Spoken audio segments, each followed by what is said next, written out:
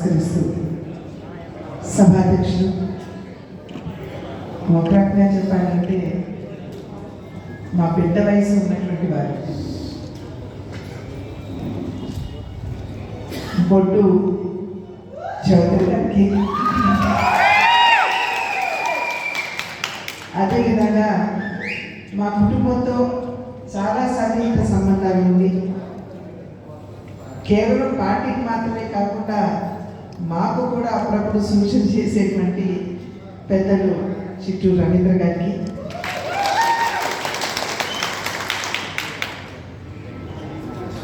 పొత్తులో ఉమ్మడి అభ్యర్థిగా రాజానగరం అసెంబ్లీ కాన్స్టిట్యుయెన్సీకి నిలబడినటువంటి సోదరులు భక్తుల బలరామకృష్ణ గారికి, భారతీయ జనతా పార్టీ జిల్లా అధ్యక్షులు దత్తు గారికి, కాశీ విశ్వనాథ్ గారికి, ఇక వేదిక మీద ఉన్నటువంటి పెద్దలందరికీ పేరు పేరున, అదేవిధంగా వేదిక ముందున్నటువంటి ఎందరో మహానుభావులు అందరికీ వందనాలు అంటూ మీ అందరికీ నమస్కారాన్ని తెలియజేస్తున్నాను. నాకంటే ముందు మాట్లాడినటువంటి వక్తలు ప్రతి ఒక్కరూ నన్ను పరిచయం చేస్తున్నటువంటి సందర్భంలో ముఖ్య అతిథి అని, పార్లమెంట్ అభ్యర్థిని అని చెప్పి నన్ను పరిచయం చేస్తూ వచ్చారు. ఈ సందర్భంలో డాక్టర్ శ్రీ నారాయణ రెడ్డి గారు రాసినటువంటి కవిత నాకు గుర్తుకొస్తుంది. ఆ కవిత ఏమిటంటే, పంచకట్టుడలో ఉన్న ప్రపంచాన మనగాడు, కండువా లేనిదే గడప దాటని వాడు, పంచభక్షాలు తన కంచాల వడ్డించ గోంగూర కోసమై గుటకలు వేసేవాడు, ఎవడైనా ఎవడు వాడు ఇంకెవడు వాడు తెలుగువాడు.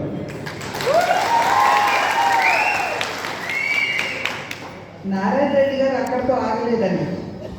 ఇంకొక అడుగు ముందుకు వేసి ఏమన్నారంటే, మంచి మనసెదురైతే మాటలు ఇచ్చేవాడు, తిక్కరేగిందంటే డొక్క చీల్చేవాడు, ఏ దేశమేగినా ఎందుకు కాలేడినా ఆవకాయ వియోగం అసలు సైపని వాడు, ఎవడయ్యా ఎవడు వాడు ఇంకెవడు వాడు తెలుగువాడు అన్నారు ఆయన. నారాయణ రెడ్డి గారిని మా కుటుంబంతో, మా తండ్రి గారితో వారికి ఉన్నటువంటి సన్నిహిత సంబంధ నేపథ్యంలో బాబాయ్ అనిపించేవాడు. సో నేను అడిగాను వారిని, బాబాయ్ మీరు ఎవరిని దృష్టిలో పెట్టుకుని కవిత రాశారంటే, ఇంకెవరినమ్మా తెలుగు వాడిని అని అన్నారు. కానీ ఈ రోజు వరకు ఆ కవితని నేను కళ్ళు మూసుకుని స్మరించుకున్నట్లయితే నా కళ్ళ ముందు సాక్షాత్కరించేది నందమూరి తారక రామారావు.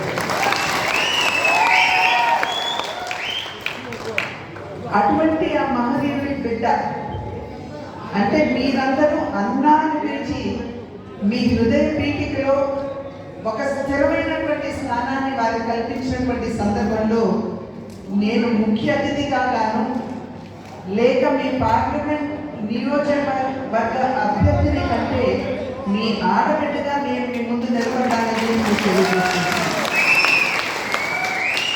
ఆ తర్వాతే నేను పార్లమెంట్ అభ్యర్థి. అయితే ఇవాళ ఇక్కడ మనం 3 పార్టీల సంగమాన్ని మనం ఇక్కడ చూస్తున్నాం. అనేక సందర్భంలో నేను చెప్తూ ఉంటాను, ఈ సంగమం ఏదైతే మనం చూస్తున్నామో ఇది త్రివేణి సంగమంగా మనం పరిగణించాలి అని చెప్పి నేను పదే పదే చెప్తాను.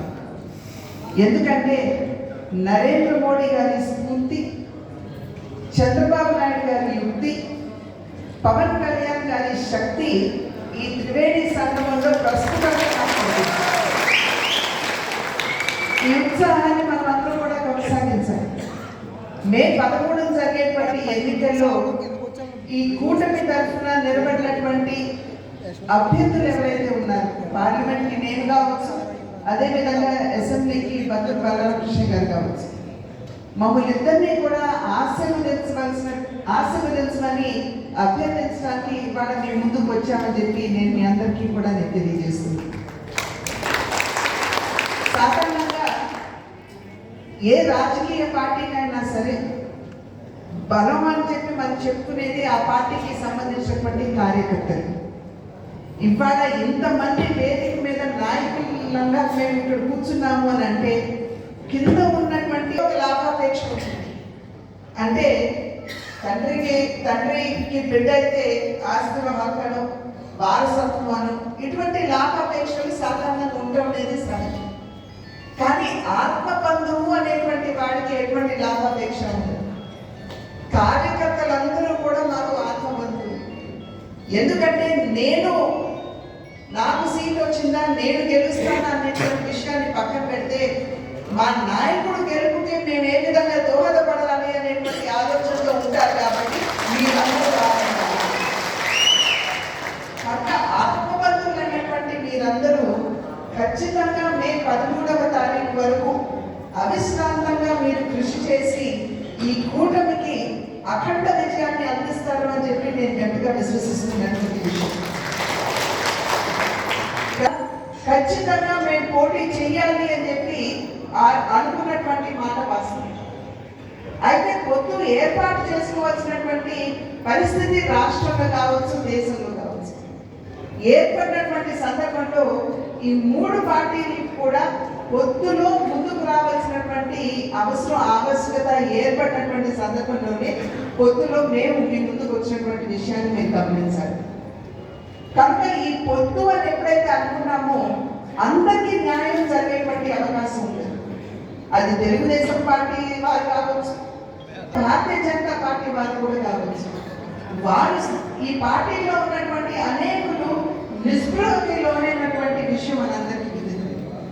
మొన్న ఇందాక మరి బొట్టి చౌదరి గారు మాట్లాడుతున్నటువంటి సందర్భంలో పదే తెలుగుదేశం పార్టీ బలపడుతుంది అనేటువంటి భావన కలిగినటువంటి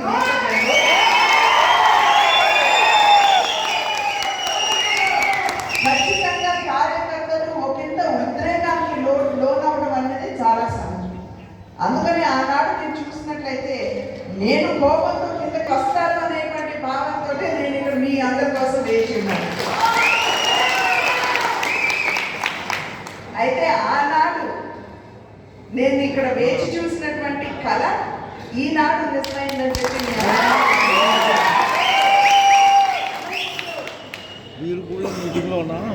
అత్తారింటికి దారేది సినిమా. ఆ సినిమాలో మనం ఒక్కసారి గుర్తు తెచ్చుకున్నట్లయితే మనం అందరం చూసాం సినిమా. బ్రహ్మానంద గారిని తీసుకెళ్ళి ఒక చెట్టు కింద నిలబెట్టి నువ్వు అబద్ధం చెప్పినప్పుడల్లా ఒక ఆకు కిందకి రాలిపోతుందని చెప్తారు. పాపం ఆయన చెప్పిన మాటలన్నిటికీ అది నిజమైనా అబద్ధమైనా పాపం ఆకులు రాలిపోతాయి. మనం అందరం చూసాము. మా పార్టీలో ఉన్నటువంటి ఒక నాయకుడు హాస్యంగా నాతో చెప్పారు, అమ్మ మనం కనుక జగన్మోహన్ రెడ్డి గారిని తీసుకుని వెళ్ళి నల్లమల అడవుల్లో నిలబెడితే అక్కడ ఆయన మాట్లాడడం ప్రారంభిస్తే అక్కడ మోడల్ మిగులుతాయి కానీ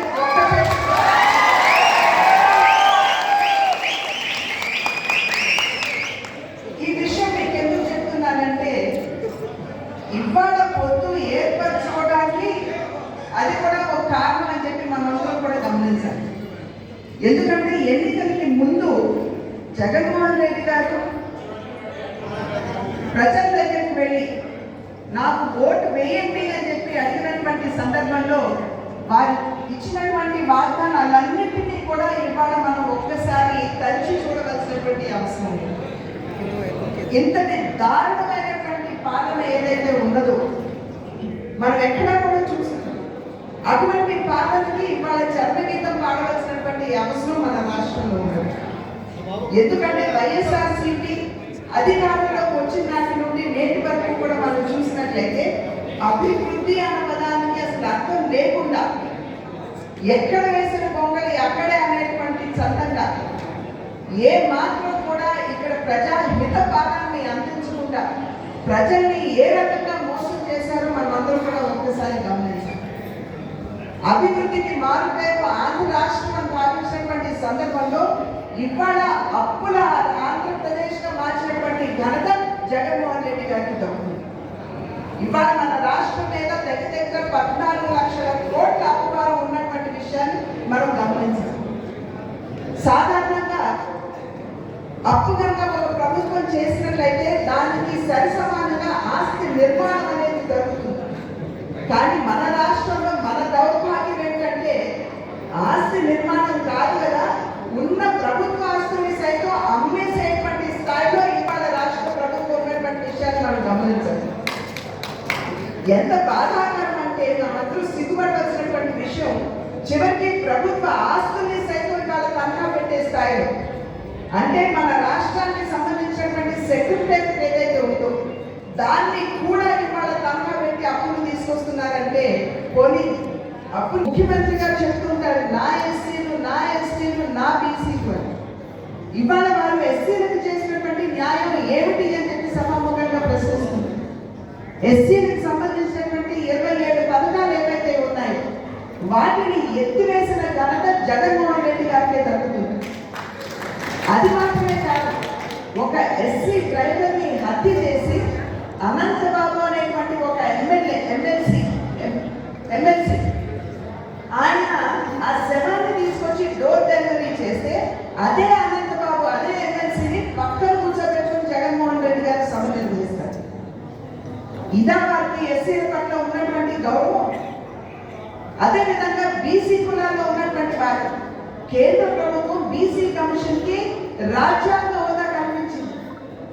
నిన్న మొన్నటి వరకు ఎస్సీ ఎస్టీ కమిషన్ కి రాజ్యాంగ హోదా ఉన్నటువంటి సందర్భంలో ఆ కులాల్లో ఉంటున్నటువంటి బిడ్డ న్యాయం చేసుకునేటువంటి అవకాశం ఉండేది. కానీ ఇవాళ కేంద్ర ప్రభుత్వం చట్టబద్ధత కల్పించింది, కానీ రాష్ట్ర ప్రభుత్వం నేటి వరకు కూడా బీసీ కమిషన్ కి చట్టబద్ధత కల్పించలేదనేటువంటి విషయం మనం ఇక్కడ గమనించాలి. కేంద్ర ప్రభుత్వం విశ్వకర్మ అనేటువంటి కార్యక్రమాన్ని తీసుకొచ్చి చేతికళ వృత్తులపై ఆధారపడినటువంటి ఎస్సీ ఎస్టీ బీసీ మైనారిటీ కులాల్లో ఉన్నటువంటి వారికి న్యాయం చేస్తూ ఉంటే ఇక్కడ బీసీ కార్పొరేషన్ అని చెప్పి బీసీ ఉపకులానికి ప్రతి ఒక్క ఉపకులానికి ఒక కార్పొరేషన్ పెట్టి, అంటే దగ్గర 56 కార్పొరేషన్ పెట్టి ఒక్క కార్పొరేషన్ కూడా నిధులు ఇవ్వనటువంటి ఘనత ఈ ముఖ్యమంత్రి జగన్మోహన్ రెడ్డి గారికి దక్కుతుంది. కనుక ఏ విధంగా బీసీ కులాల్లో ఉన్నటువంటి వారిని మోసం చేస్తున్నారో ఒక్కసారి ఆలోచించారు. కనుక వారు గుండె పారుకోవడం కాదు, నీ గుండె వారి కోసం కొట్టుకుంటున్నదా అని చెప్పి ఇవాళ ఈ సభా స్థలిలో ఉన్నటువంటి ప్రతి ఒక్కరు కూడా జగన్మోహన్ రెడ్డి గారికి వేసేటువంటి ప్రశ్న. అదేవిధంగా అభివృద్ధికి తావలేదు. ఒక్క పరిశ్రమ మన రాష్ట్రానికి రాలేదు, ఒక్క పెట్టుబడి మన రాష్ట్రానికి రాలేదు. రానటువంటి సందర్భంలో మన బిడ్డలు చేత పట్టుకుని పొరుగు రాష్ట్రానికి పొరుగు దేశానికి వారి ఉపాధి వెతుకుంటూ వెళ్ళిపోతున్నారు. కానీ ముఖ్యమంత్రి గారి తాడేపల్లి ప్యాలెస్ కి కూతవేటు దూరంలో ఒక మహిళపై ఘోరాతి ఘోరంగా అత్యాచారం చేసి ఆ మహిళను చంపితే ఆ కుటుంబానికి నేటి వరకు కూడా న్యాయం చేయనటువంటి పరిస్థితిని మన రాష్ట్రం చూస్తుంది. ఇంకా సహించకూడదు కూడా. కనుకనే ఈ రాబోయే ఎన్నికల్లో ఏదైతే ప్రజా కంటక పాలనని మనం ఇప్పటి వరకు ఈ 5 సంవత్సరాలు కూడా మనం చవి చూసాము, ఆ ప్రభుత్వానికి మనం చర్మగీత కాడవలసినటువంటి బాధ్యత మనం తీసుకోవాలి. అటువంటి సందర్భంలోనే ఈ 3 పార్టీలు కూడా కూటమిగా రాష్ట్ర ప్రజల ముందుకు రావడం జరిగింది.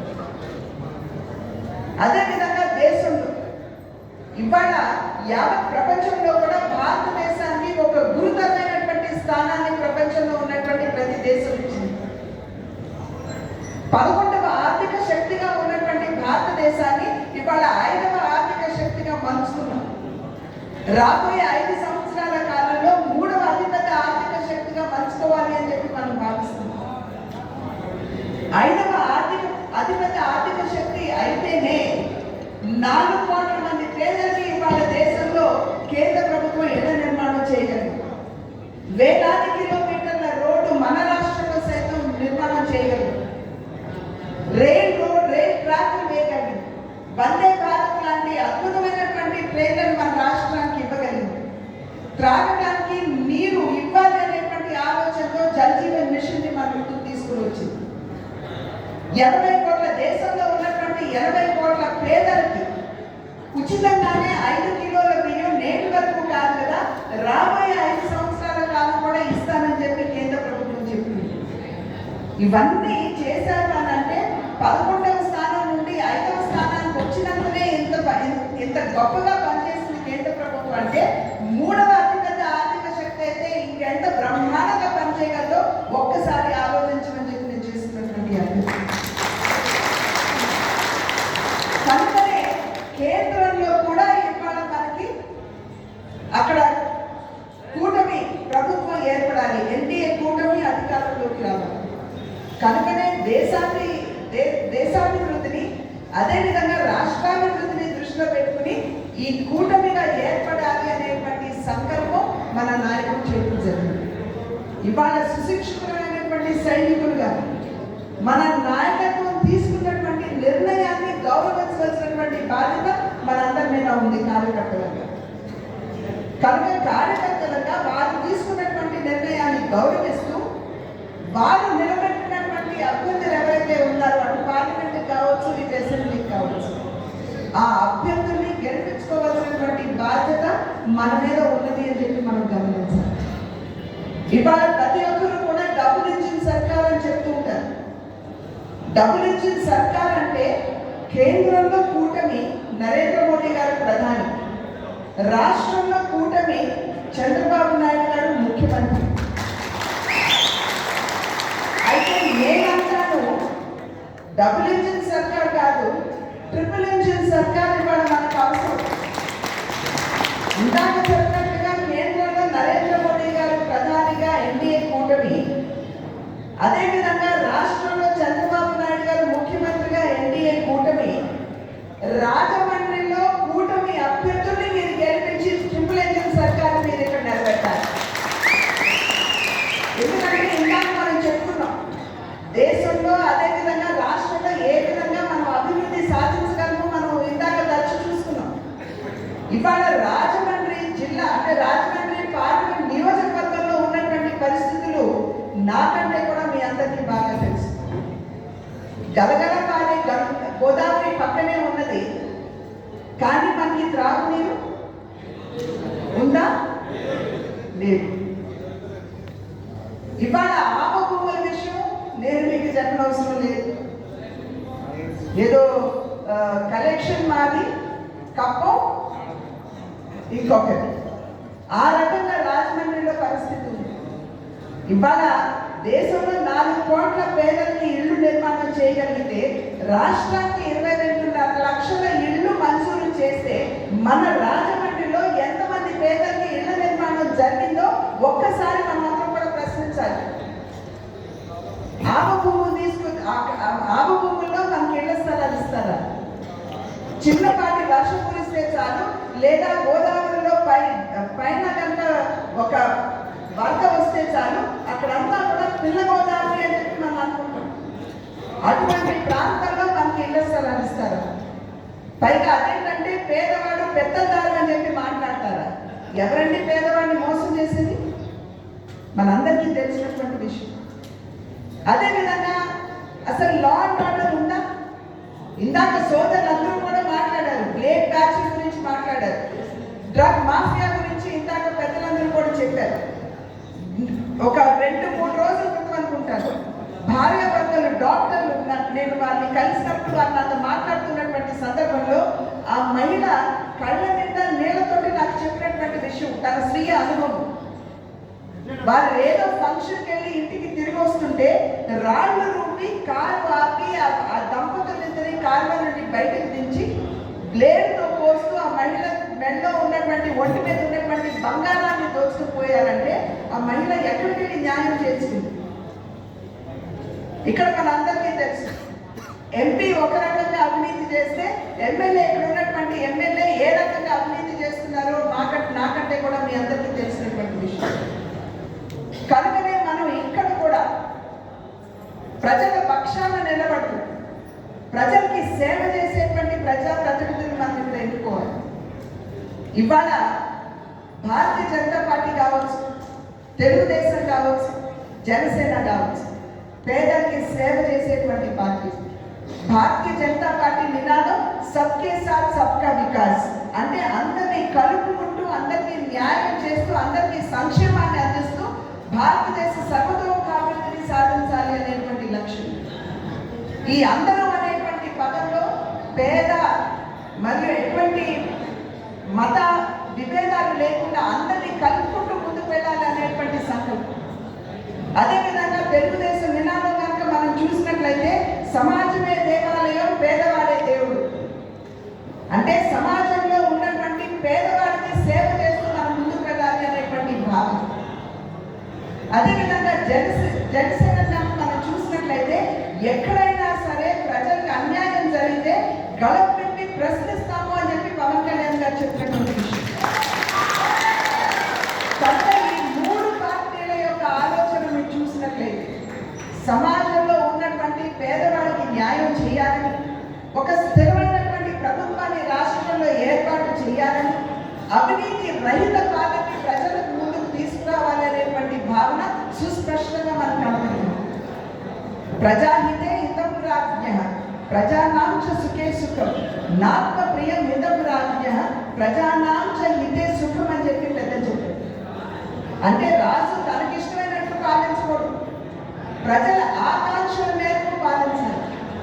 మీరు కనుక ఈ కూటమి అభ్యర్థుల్ని మీరు బలపరిచినట్లయితే మీ ముందు మీ పార్లమెంట్ అభ్యర్థిగా నేను నిలబడినటువంటి సందర్భంలో కమలంపై ఓటు వేయించి, అదేవిధంగా మన ఎస్ఎంపీ అభ్యర్థిగా సోదరుడు వత్తుల బలరామకృష్ణ గారు నిలబడినటువంటి సందర్భంలో గాజు గ్లాసుపై మనం అందరూ కూడా ఓటు వేయించి గెలిపించినట్లయితే మనం రాజమండ్రిని అభివృద్ధి పథంలో నడిపించుకునేటువంటి అవకాశం ఉంటుంది అని మనం గమనించాలి.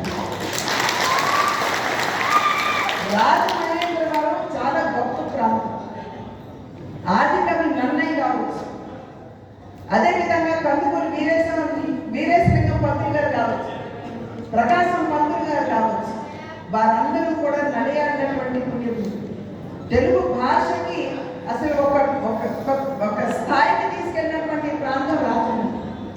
అటువంటి రాజమండ్రికి నేను ఎంపీ అభ్యర్థిగా రావడం అనేది నిజంగా నా పూర్వజన్మ సుకృతంగా నేను భావిస్తున్నాను. కనుక మీరందరూ మే 13వ తారీఖు వరకు అశ్రద్ధ వహించకుండా, అలసత్వం లేకుండా మనమందరూ శ్రమించవలసినటువంటి అవసరం. మూడు పార్టీల యొక్క జెండాలు వేరు, కానీ ఎజెండా ఒకటి. ఆ ఎజెండాని దృష్టిలో పెట్టుకుని మనమందరం కూడా ఒక కుటుంబానికి చెందినటువంటి సభ్యులుగా ఎటువంటి అలవాట్లు లేకుండా చిన్న చిన్న తప్పిదాలు ఎవరైనా చేస్తారు, కానీ ఆ చిన్న తప్పిదాలని క్షమించే పెద్ద మనసుతోటి మనం అందరం ముందుకు వెళ్ళి ఈ కూటమిని గెలిపించుకుని రాజమహేంద్రవరం ఒక గొప్ప స్థాయిలో నాకు ఈ అవకాశాన్ని ఇచ్చిన మీ అందరికీ పేరు పేరున నా ధన్యవాదాలు తెలుపుకుంటూ నేను సెలవు తీసుకుంటున్నాను. అదేవిధంగా మీ నామినేషన్ బలరామకృష్ణ గారు ఇప్పుడే అడుగుతున్నా, మీ నామినేషన్ ఎప్పుడు అని అంటే నేను 22వ తారీఖు వేస్తున్నాను అంటున్నారు.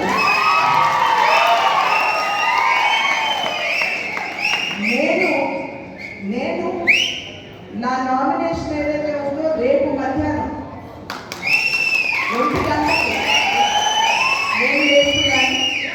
కనుక మీరందరూ కూడా పాల్గొని నన్ను ఆశీర్వదించవలసిందిగా, అదేవిధంగా 22న బలరామకృష్ణ గారిని కూడా ఆశీర్వదించవలసిందిగా అభ్యర్థిస్తూ మరి ఒకసారి రేపు మధ్యాహ్నం 1 గంటకి నేను నామినేషన్ వేస్తున్నాను. మీ అందరూ ఆశీర్వాదం ఖచ్చితంగా నాతో ఉండాలని అభ్యర్థిస్తూ సెలవు తీసుకున్నాను. జై హింద్.